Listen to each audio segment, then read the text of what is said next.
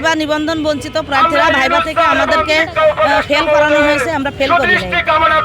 আমরা 15 তারিখ থেকে 15 জুন থেকে এই রাস্তায় রাস্তায় অবস্থান করছি।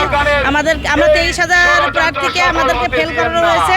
তার ভিতরে অনুপস্থিত ছিল 21,000, 20,000, 21,000-এর মতো আমরা উপস্থিত প্রার্থী ছিলাম। কিন্তু আমরা প্রথম দিন থেকে আমাদের এখানে রাস্তার উপর অবস্থান করতে করতে 64 জেলার মানুষ অনেক অসুস্থ হয়ে পড়েছে, আসতে পারছে না।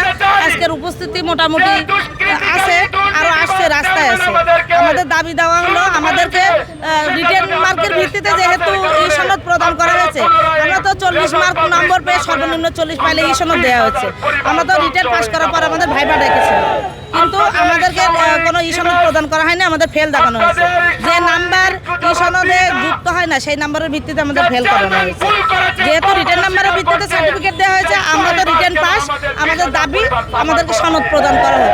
সনদের ভিত্তিতে নাম্বার বেশি থাকলে আমরা চাকরি পাবো, তাহলে চাকরি পাবো না, সেটা কোনো কর্তৃপক্ষের দেখার বিষয় না। আমরা সনদ পর্যন্ত পাস করেছি, আমাদের সনদ প্রদান করা হোক, এই একটাই দাবি নিয়ে আমরা রাস্তায় অবস্থান করেছি। দাবি দেওয়া না মানা পর্যন্ত আমরা রাস্তা ত্যাগ করবো না, দরকার হলে আমাদের নিজেদের জীবন দিয়ে দিব। এটা অবশ্যই 100% ঘুষ বাণিজ্য হয়েছে, কারণ একবার 4 তারিখে রেজাল্ট পাবলিশ হওয়ার পরে 23 তারিখে আবার পুনরায় রেজাল্ট পাবলিশ হয়েছে। 15 তারিখে রেজাল্ট পাবলিশ হয়েছে, কিন্তু যাতে স্বাক্ষর করা ছিল চেয়ারম্যান সাহেবের স্বাক্ষর করা হয়েছে 23 তারিখের।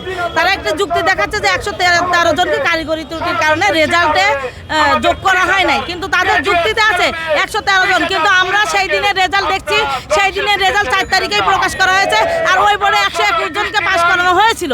এখন 113 জনকে ঘুষ বাণিজ্যের মাধ্যমে 100% ঘুষ বাণিজ্যের মাধ্যমে 113 জনকে আবার পাস করানো হয়েছে।